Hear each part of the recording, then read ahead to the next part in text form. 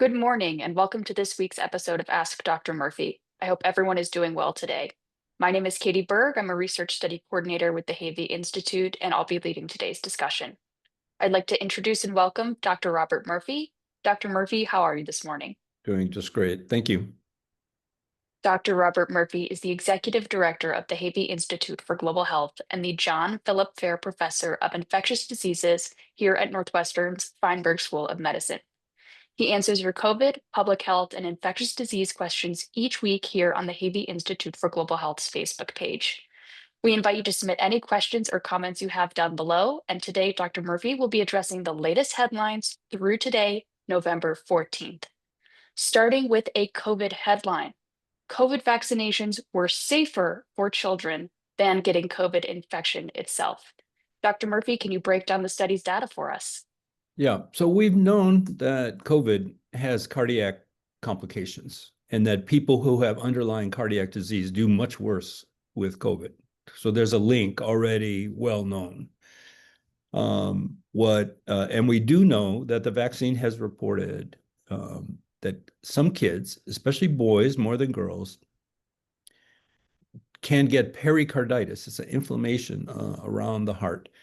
Sometimes they get hospitalized, but it generally gets better. It's usually not life-threatening, but it can be life-threatening. So that caused a lot of angst, all right? So anyhow, the British have a centralized medical system, kind of like our VA, but for everybody.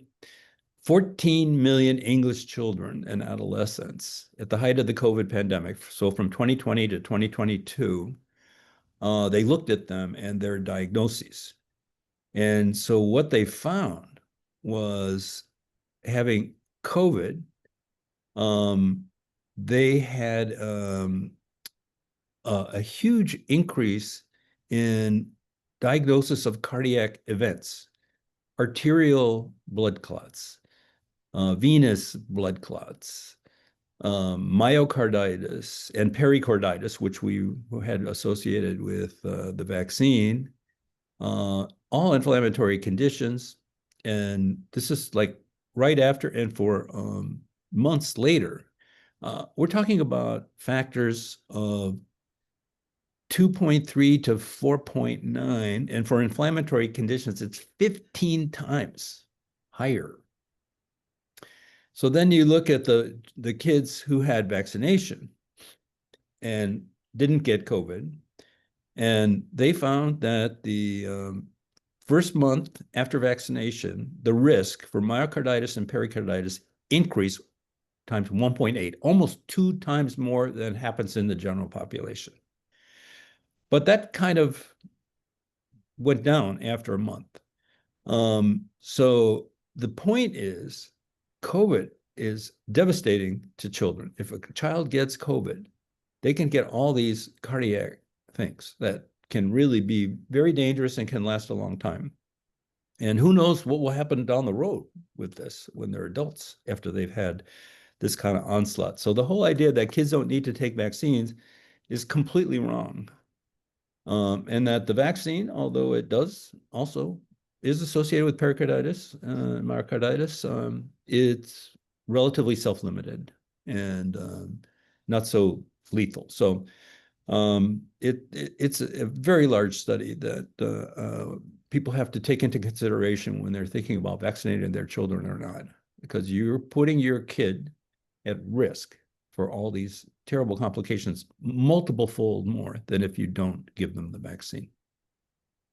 Absolutely. And with a sample size of 14 million, there are millions of controls, nearly 4 million COVID infections, and nearly 3.5 million vaccinations given. So that is a huge pool to observe. Huge, huge database. Mhm. And sticking with the same group, children and the COVID vaccine, there was an interesting study looking at specifically children with eczema and the COVID vaccine. Can you tell us why this group may have been looked into and also what they found? Yeah, no, what they found was in 5,578 children with eczema in the United States, reported from a group from Texas. They have eczema, so they have all sorts of skin problems, and they're They're afraid that, vaccines are going to cause problems with their skin or, some other allergic phenomenon. So it's a group that is really very concerned about taking any kind of injections or anything like that. So they looked at over 5,000 kids with eczema and COVID vaccine matched 1-to-1 compared to unvaccinated children. And they found the strangest thing. The vaccinated children had 38% less ear infections, 40% less pneumonia, 52% less bronchitis, 46% lower risk of non-COVID viral infections, 45% risk lower of sinusitis, 35% lower risk of upper respiratory tract infections like a common cold, and 44% lower risk of skin infections. And the COVID vaccinated children also had a lower risk of allergic complications like asthma, allergic rhinitis, and contact dermatitis in the 30 to 46% range. I don't think anybody knows. I think this was a very, very surprising finding, but number one, it's safe to give the vaccine in people with eczema. That's clear. But there may be a huge benefit to preventing all sorts of other infections and allergic type symptoms.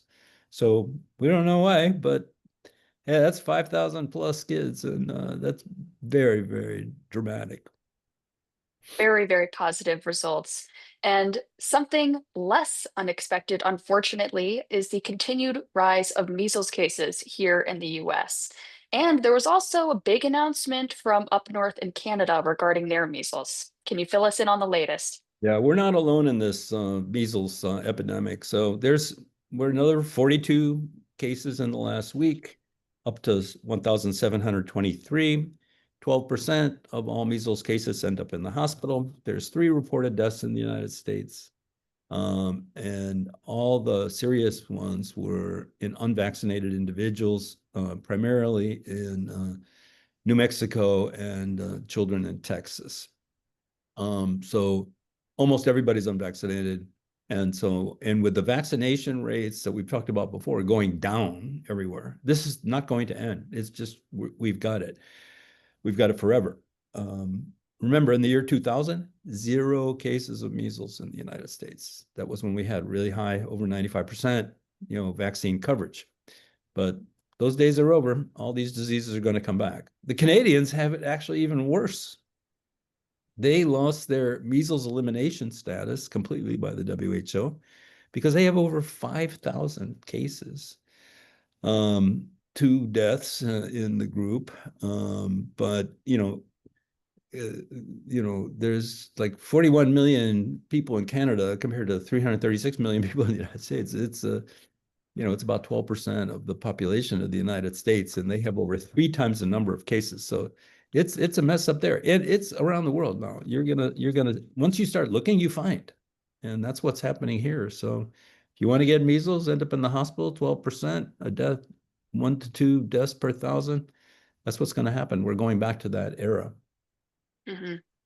And some more bad news this week from inside the US. There was a major recall of infant baby formula because of botulism. Can you tell us what's going on here? Yeah, this is a very strange report. 13 children from 10 US states, including Illinois, um, have been diagnosed with infant botulism, and it's linked to an infant formula called Byheart Whole Nutrition Infant Formula.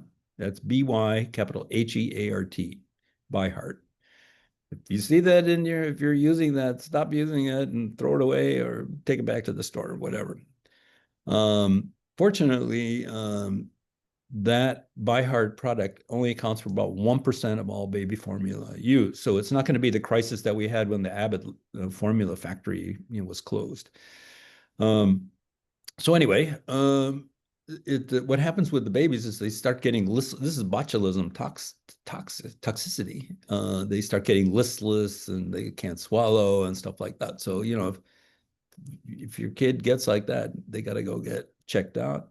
And fortunately, none of these cases have died. So that's great. They got picked up early enough, and now that product is off the market. So this has been reported in national and international news. So people have probably already heard about it, but that's kind of the update right now. Yeah, very big story. And our final story today, also a very big one about American public health in general, and a shocking increase in premature death rates for young to middle-aged people here. Can you tell us about it? Yeah, this is a very strange study. It was done by the people at Medicare, um, because they want to know how many people are turning 65 every year because they start paying. Okay. Um, so this is a new study published in JAMA Health. Um, they looked at premature deaths, in other words, adults aged 18 to 64 years of age, like how many of them died before they got to 65. All right. So the number of adults in that age bracket have increased over the last 10 years from 2012 to 2022 by 27%. I mean, this is a group that's not supposed to die. Um, and they didn't make it to Medicare. Um, and there's some wide disparities in the United States. One is geographic. West Virginia is the worst. Massachusetts is the best. And in each state, no matter if they were good or bad or in the middle, there were racial disparities in each one. And um, African Americans did worse. But the why is this happening? This particular paper is just reporting numbers, so we don't know. We can only speculate. It can be looked at in other ways, but it could be from COVID, because COVID, happened in 20 and 21, and 22. A lot of young people died then. It could be um, from drugs. It can be from other conditions related to poverty. West Virginia is, struggles in that particular area. Massachusetts is a very wealthy state.